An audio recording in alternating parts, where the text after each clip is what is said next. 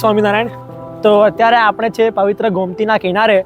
તો આ ગોમતી તળાવ છે જે પહેલાં આટલું મોટું ન હતું. પહેલાં આનું નામ હતું ધરુ તલાવડી. પછી જ્યારે સચ્ચિદાનંદ સ્વામી દ્વારિકાથી દ્વારકાધીશને લઈને વડતાલમાં આવ્યા ત્યારે દ્વારકાધીશની સાથે ગોમતી તીર્થ પણ આવ્યું. અને ગોમતી તીર્થે અને બીજા એની જોડે જેટલા પણ આવેલા તીર્થોએ એ બધાએ શ્રીજી મહારાજને પ્રાર્થના કરી કે ભગવાન અહીં આ ગોમતીમાં અમને વાસ આપો, વડતાલમાં અમને વાસ આપો. ત્યારે ભગવાન સ્વામિનારાયણે કૃપા કરીને સંતો અને પાર્ષદો અને હરિભક્તો જોડે આ ગોમતી તળાવને ગળાવવાનું કામ કર્યું. ત્યારબાદ જ્યારે આ ગોમતી તળાવને ગળાયું ત્યારે અહીંથી એની પવિત્ર ધૂળ લઈને વડતાલ મંદિરનો જે ચોક છે તે ચોકમાં પૂરવામાં આવી હતી.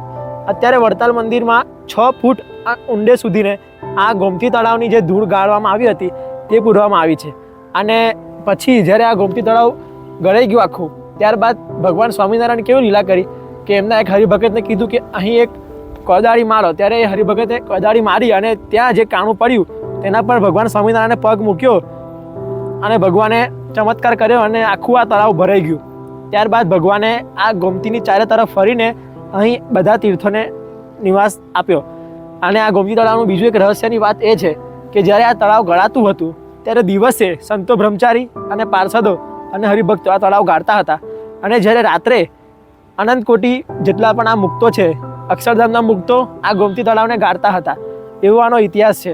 એટલે આ ગોમતી તળાવમાં શ્રીજી મહારાજ અનેક વખત સ્નાન કર્યું છે, પરમહંસોએ પણ ખૂબ સ્નાન કર્યું છે. અને આપણે પણ આજે આનું જળ માથે ચડાવીએ અને પવિત્ર થઈએ.